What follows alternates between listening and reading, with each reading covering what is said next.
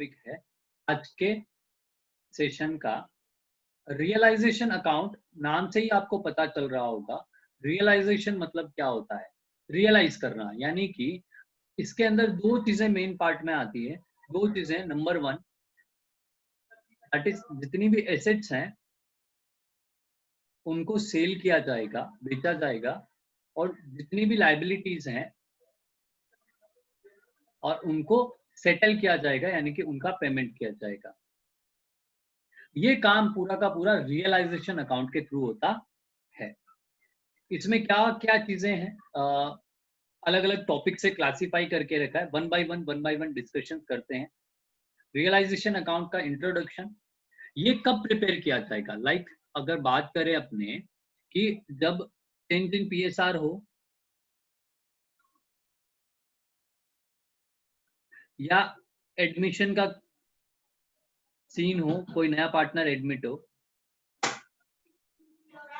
या रिटायरमेंट हो या डेथ हो, तो ये चार सिचुएशन में अपने क्या बनाते थे,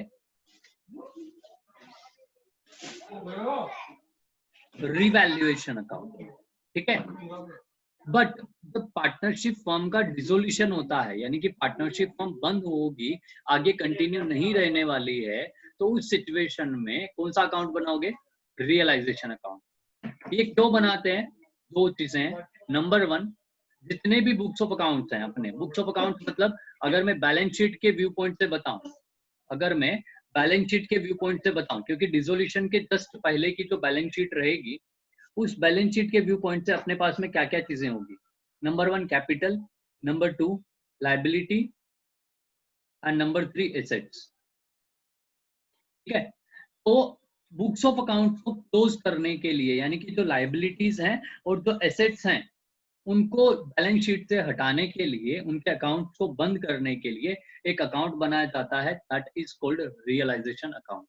नंबर टू, इसका पर्पस क्या आता है कि जो भी रियलाइजेशन से यानी कि आप एसेट्स को बेचोगे ज्यादा पे कम पे और लाइबिलिटीज का पेमेंट करोगे, तो इनसे फायदा या जो नुकसान होगा इससे, एसेट्स को बेचने से और लाइबिलिटीज को पेमेंट करने से, जो भी फायदा यानी कि प्रॉफिट या फिर नुकसान यानी कि लॉसेस अगर कुछ होते हैं तो उसका पता चल पाएगा। That is determination of the profit और loss on the realisation of the asset and payment of the liabilities.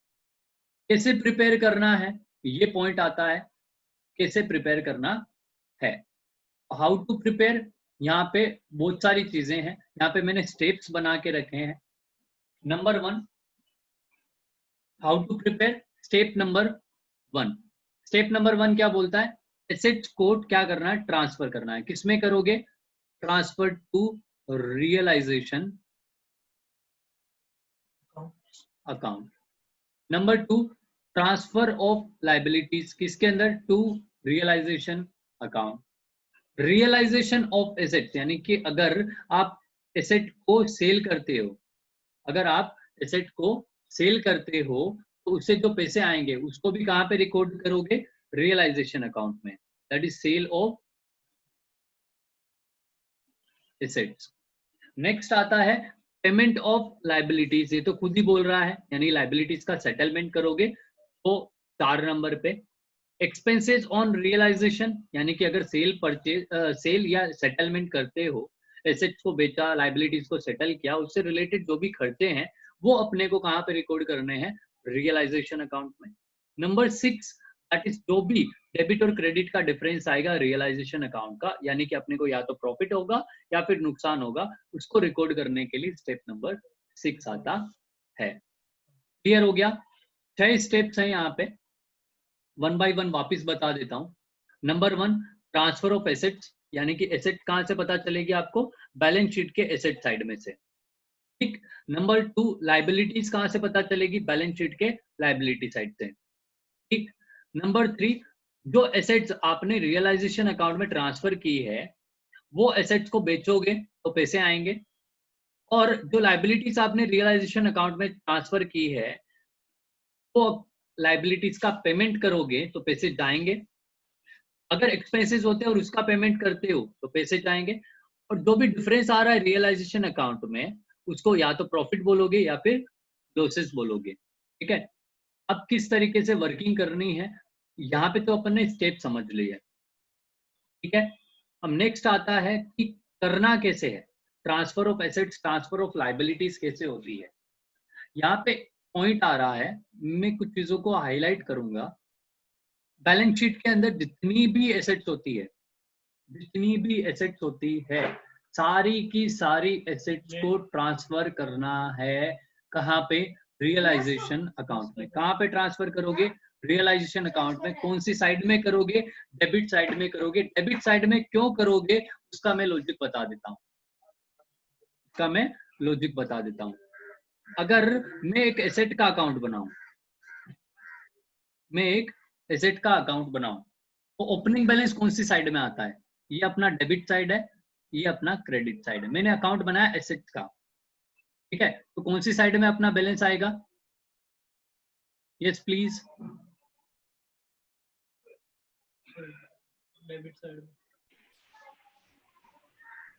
Asset का कौन सा बैलेंस होता है?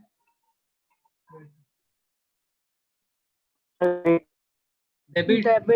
तो यहाँ पे अपने लिखेंगे टू बैलेंस ब्रोट डाउन। जो भी एसेट है, से फॉर एग्जाम्पल 1000 रुपए की है।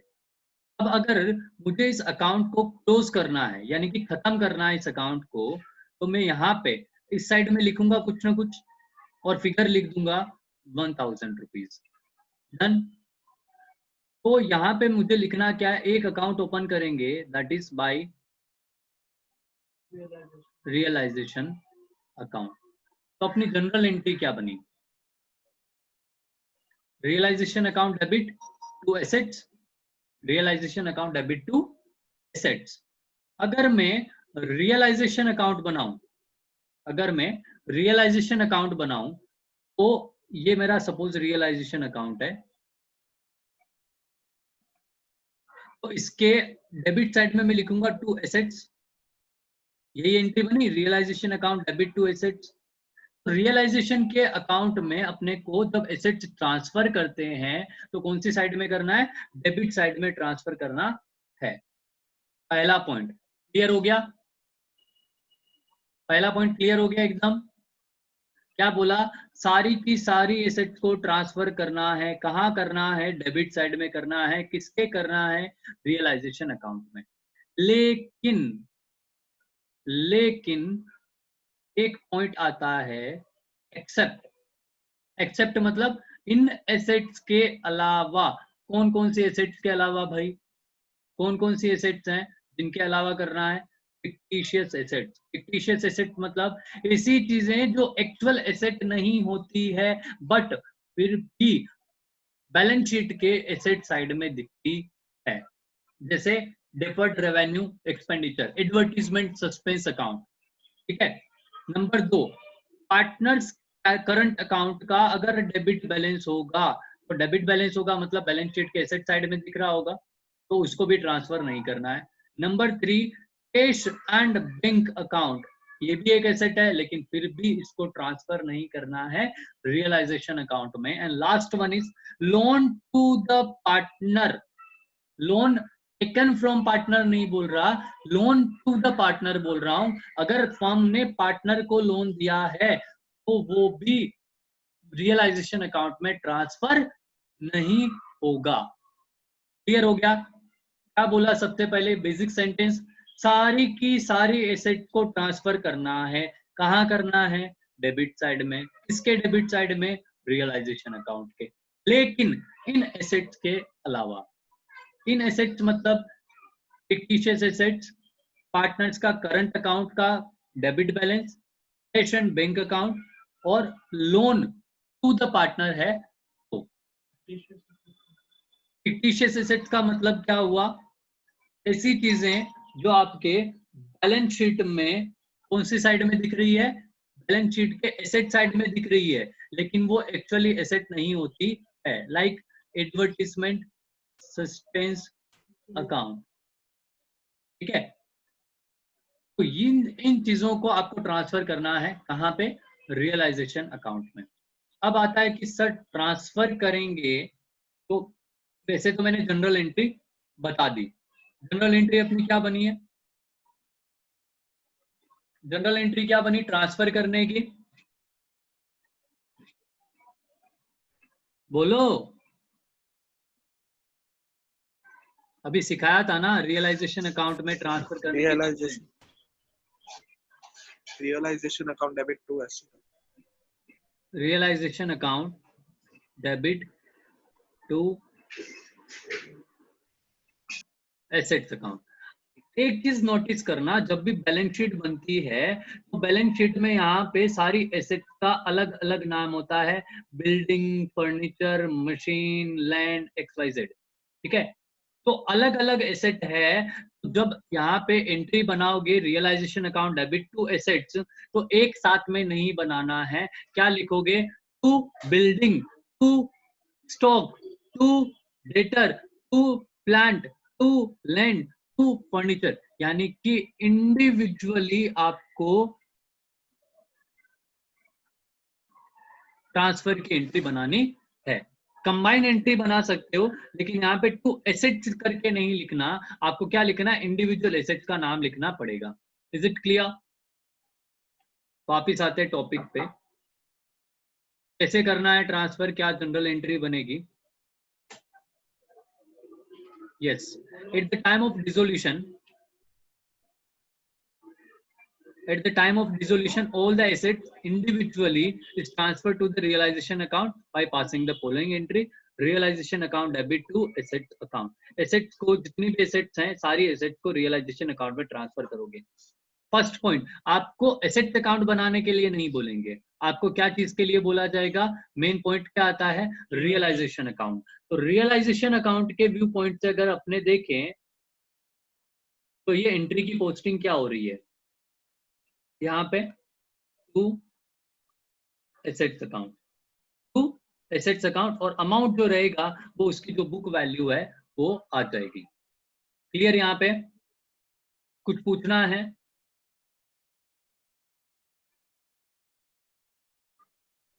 आगे बढ़े, चलो। नेक्स्ट होता है reserve, reserve against asset. Reserve, sir reserve मतलब क्या हुआ? रिजर्व अगेंस्ट एसेट क्या होता है? हमने तो बैलेंस शीट में यहाँ पे देखा है reserve, general reserve, capital reserve, ये सारी चीजें देखी है, लेकिन एसेट के अगेंस्ट में रिजर्व का मतलब क्या हुआ? आपने एक चीज देखी थी लास्ट कुछ 2-3 चैप्टर्स में, कि आपको यहाँ पे इन्वेस्टमेंट दिया रहता है,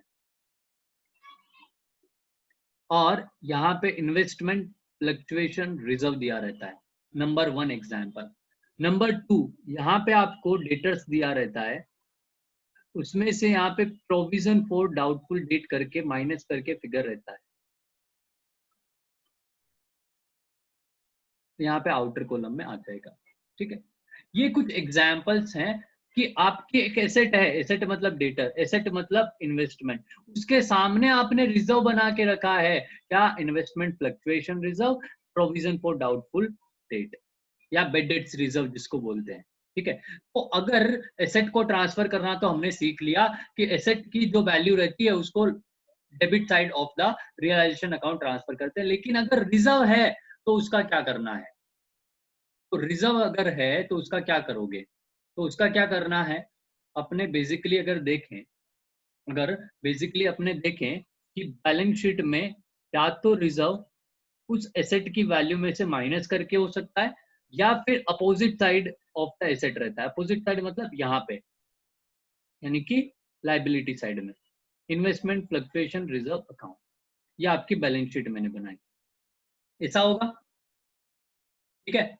तो अगर इन्वेस्टमेंट फ्लक्चुएशन रिजर्व अकाउंट का मैं बैलेंस पूछूं कि कौन सा बैलेंस है, तो कौन सा बैलेंस है? इन्वेस्टमेंट फ्लक्चुएशन रिजर्व का कौन सा बैलेंस है? क्रेडिट, क्रेडिट बैलेंस है। तो अगर मैं इन्वेस्टमेंट फ्लक्चुएशन रिजर्व अकाउंट अगर मैं बनाऊं, तो यहाँ पे क्या आ जाएगा? बाय बैलेंस ब्रॉट डाउन, ठीक है। अगर इस अकाउंट को बंद करना होगा, ऑपोजिट साइड में मैं कुछ लिखूंगा, यानी कि यहाँ पे लिखूंगा। कहाँ ट्रांसफर करना है इसको?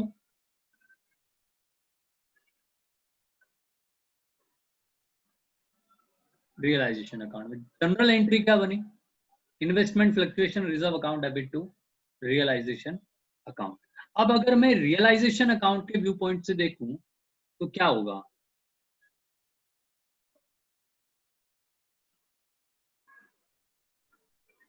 एंट्री यहां पे लिखूंगा by investment fluctuation reserve account. अब एक चीज नोटिस करना, एसेट आती है डेबिट साइड और उससे रिलेटेड रिजर्व आते हैं क्रेडिट साइड। एसेट आती है डेबिट साइड, उससे रिलेटेड रिजर्व आते हैं क्रेडिट साइड। एसेट को उसकी एक्चुअल वैल्यू पे दिखाना है, रिजर्व को भी उसकी एक्चुअल वैल्यू पे दिखाना है। एक एग्जांपल लेता हूं, आपने बैलेंस शीट में 10,000 रुपए के डेटर लिखे हैं, तो 1,000 रुपए का आपने प्रोविजन बना के रखा है, फाइनल फिगर आपने 9,000 लिखा है, तो 10,000 रुपए आपके जाएंगे एसेट में यहाँ पे, और 1,000 रुपए जाएंगे आपके यहाँ पे क्रेडिट साइड में। 10,000 यहाँ पे लिखोगे और 1,000 रुपए लिखोगे यहाँ पे। फिनिश। किसी को कुछ पूछना है?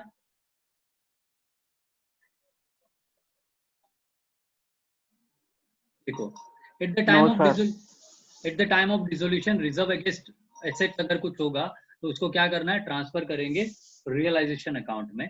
एंट्री आपकी बनेगी रिजर्व या provision, whatever the scene. Reserve कौन सा वाला? एसेट के अगेंस्ट में रिजर्व होना चाहिए, एसेट के अगेंस्ट में रिजर्व होना चाहिए। मैं general reserve, capital reserve, profit and loss इनकी बात नहीं कर रहा हूं, मैं बात कर रहा हूं एसेट के अगेंस्ट में रिजर्व हो तो। और टू रियलाइजेशन अकाउंट क्या एग्जांपल में ले सकते हैं? रिजर्व और जैसे प्रोविजन फॉर डाउटफुल डेट्स या फिर इन्वेस्टमेंट फ्लक्चुएशन रिजर्व। अगर आपका वर्कमैन कंपेंसेशन रिजर्व है, वर्कमैन कंपेंसेशन रिजर्व के सामने आपकी कुछ एसेट होती है क्या? कुछ एसेट होती है क्या इसके सामने? यस और नो? नो। नो। तो क्या वर्कमैन कंपेंसेशन रिजर्व को ट्रांसफर करेंगे? अभी तक की पोजीशन को देखते हुए नहीं करेंगे। ठीक है, नेक्स्ट पॉइंट आता है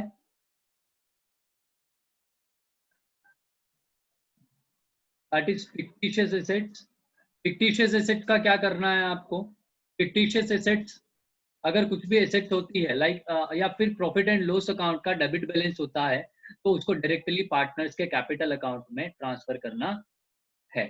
डायरेक्टली पार्टनर्स के कैपिटल अकाउंट में उनके प्रॉफिट शेयरिंग रेशियो में डिस्ट्रीब्यूट करके मैटर क्लोज करना है। कैसे होगा?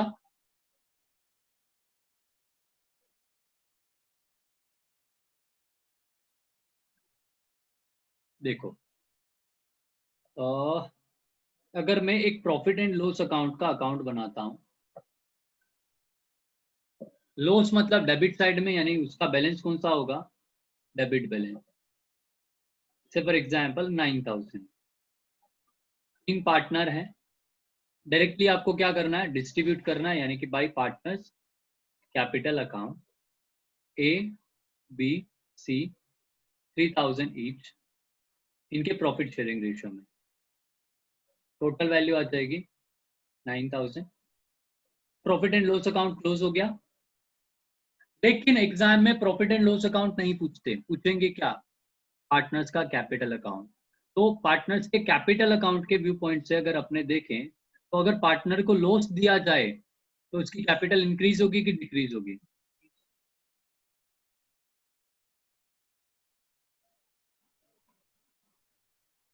ए बी और सी, यहाँ पे अपने लिखेंगे to profit and loss account, उसके डेबिट साइड में पार्टनर्स कैपिटल के डेबिट साइड में पार्टनर्स की कैपिटल कम हो जाएगी 3,000 3,000 एंड 3,000। तो किसके व्यू पॉइंट से देखना है? पार्टनर्स के कैपिटल अकाउंट के। अगर एडवर्टीजमेंट सस्पेंस है तो वो भी यही बनेगा, to advertisement suspense. For example 15,000 है तो 5,000 5,000 और 5,000। ओके, ये आपकी जनरल एंट्री है फिक्टिशियस एसेट्स को डिस्ट्रीब्यूट करने की, partners capital to deferred revenue expenditure. और प्रॉफिट एंड लॉस का अगर डेबिट बैलेंस होगा तो उसको डिस्ट्रीब्यूट करने की partners capital account debit to profit and loss account. कौन से रेशियो में करना है? प्रॉफिट शेयरिंग रेशियो में। नया कि पुराना, जो आपकी बैलेंस शीट की डेट पे जो रेशियो है वो। इसमें नया पुराना तो कुछ कॉन्सेप्ट ही नहीं है, ठीक है। बढ़े आगे, चलो। अब नेक्स्ट आता है realisation of asset. Realisation of asset मतलब क्या हुआ कि अगर आप एसेट को बेचो, अगर आप एसेट को बेचो और उससे आपको रुपए मिले तो जनरल एंट्री क्या बनती है? हर्षल, एक एसेट को बेचा, जनरल एंट्री क्या बनेगी? फायदा नुकसान डजंट मैटर, हाँ फायदा नुकसान नहीं सर, बोल, एसेट को बेचा था हाँ सर, कैश या bank account debit to asset account. ठीक है, cash account debit to to assets account. Assets account. ये तो है अपना नॉर्मल, जब आपका बिजनेस कंटिन्यू रहता है तब। लेकिन आपने अभी जितनी भी एसेट्स थी सारी की सारी एक अकाउंट में ट्रांसफर कर दी और उस अकाउंट का नाम दिया आपने रियलाइजेशन अकाउंट। यानी कि आपके पास में एसेट्स तो है ही नहीं, एसेट्स का तो अकाउंट ही आपने बंद कर दिया, एसेट को तो आपने रियलाइजेशन अकाउंट में ट्रांसफर कर दिया। से फॉर एग्जांपल स्टॉक है ₹1,00,000 का और आपने एसेट को ट्रांसफर करके एसेट का अकाउंट तो बंद कर दिया, ये पोजीशन पे तो आपका एसेट का अकाउंट बंद हो गया। अब अगर आप एसेट बेचते हो तो एसेट तो है ही नहीं, अकाउंट कौन सा है आपके पास में? Realisation account. तो एंट्री में एसेट की जगह पे एक वर्ड आएगा, that is realisation account. Clear हुआ? तो जनरल एंट्री बनेगी कैश अकाउंट या bank account debit to realisation account. तो रियलाइजेशन अकाउंट में यहाँ पे क्या लिखेंगे? बाय कैश या फिर बैंक, जो भी आप जिस अकाउंट को ओपन करते हो। और यहाँ पे नीचे आप ब्रैकेट में लिख सकते हो कि कौन से एसेट को बेचा है। स्टॉक बेचा है सपोज 90,000 में, तो एक्चुअल जो वैल्यू है, actual sale price, actual realised price,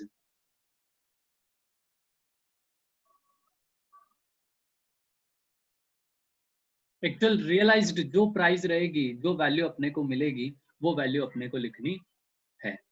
clear हो गया? चलो देखते हैं इसमें क्या है। नंबर 1, जब आप asset at the time of realisation of the asset the following general entry is passed whether the assets are recorded in the books और अनरिकॉर्डेड।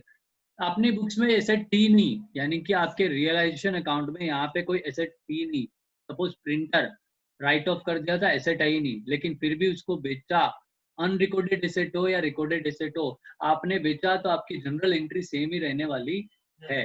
तो बाई कैश ही लिखोगे, बाई कैश या बैंक, तो भी सीन रहता है, कैश या bank के लिखोगे, उस एसेट का ब्रैकेट में यहाँ पे नाम लिख देना, stock debtor whatever the asset, ठीक है।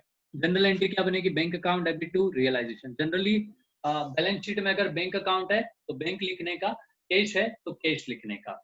और अगर छोटा क्वेश्चन आया है और बैंक कैश कुछ मेंशन नहीं किया है तो क्या लिखोगे? बैंक लिख देना, ठीक है। तो अगर कैश में बेच दिया तो पैसे मिले अपने को, तो bank account debit to realisation account. Asset मत लिखना यहाँ पे, एसेट 11th में थी, अभी 12th में है, तो रियलाइजेशन का चैप्टर है तो रियलाइजेशन लिखेंगे। अगर अगर एसेट बेची नहीं, पार्टनर बोला ये कंप्यूटर तो मुझे दे दो, ये मैं ले जाता हूँ, ये कंप्यूटर तो मुझे दे दो, मैं ले जाता हूँ मेरे घर पे, ठीक है। तो पैसे तो मिले नहीं, तो बैंक तो आएगा नहीं यहाँ पे। लेके कौन गया? Who is the receiver? For example Harshal, Rohan and Palak, 3 partner है। पलक बोली ये कंप्यूटर में मेरे घर पे ले जाती हूँ, ठीक है। तो रिसीवर कौन? पलक, यानी कि जो पार्टनर लेके जा रहा है एसेट को, उस पार्टनर का नाम। तो रिसीवर को क्या करते हैं? डेबिट, यानी कि पार्टनर्स के कैपिटल अकाउंट को क्या करना है? अपने को डेबिट करना है। और टू रियलाइजेशन अकाउंट, यानी कि यहाँ पे जिस पार्टनर ने लिया है उस पार्टनर का नाम लिखना जरूरी है। क्लियर हो गया मैटर पूरा एकदम अच्छे से? नेक्स्ट आता है, सपोज अपने पास में एसेट है, ठीक है, और अपने पास में लाइबिलिटी भी है।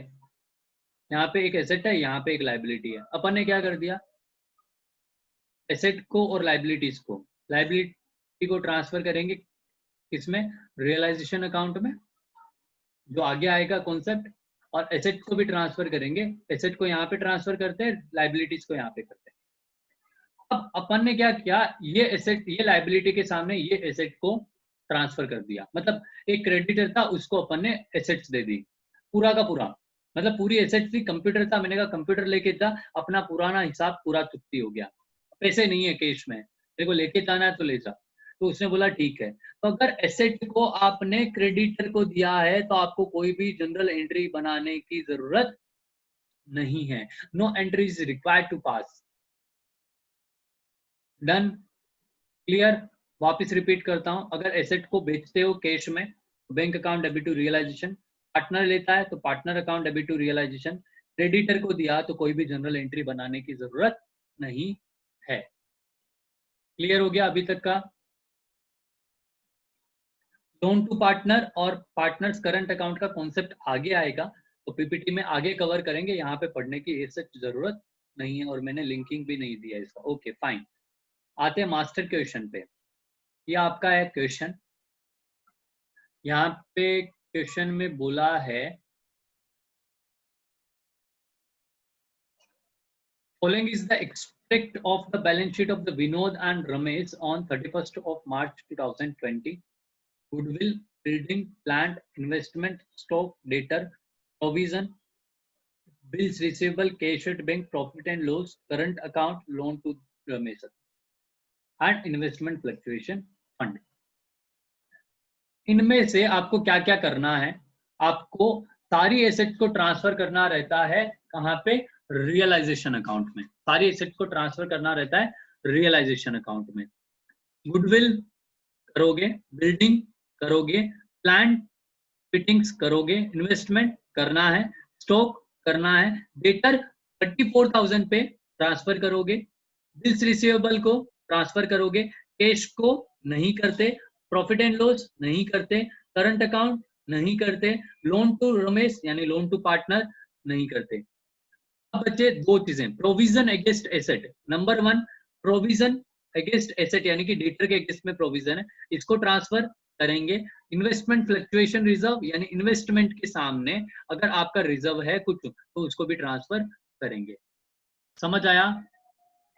रियलाइजेशन अकाउंट कहाँ ट्रांसफर करना है, रियलाइजेशन अकाउंट में। दो चीजें आती है, एक आएगा एसेट, उसको करोगे कहाँ पे, रियलाइजेशन के डेबिट साइड में, और एक है आपका प्रोविजन या रिजर्व,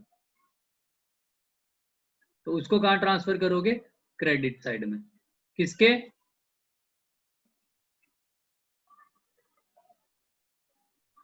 रियलाइजेशन अकाउंट के। क्लियर? कुछ पूछना है? सर जो बैलेंस है उसका क्या करेंगे? इसका बैलेंस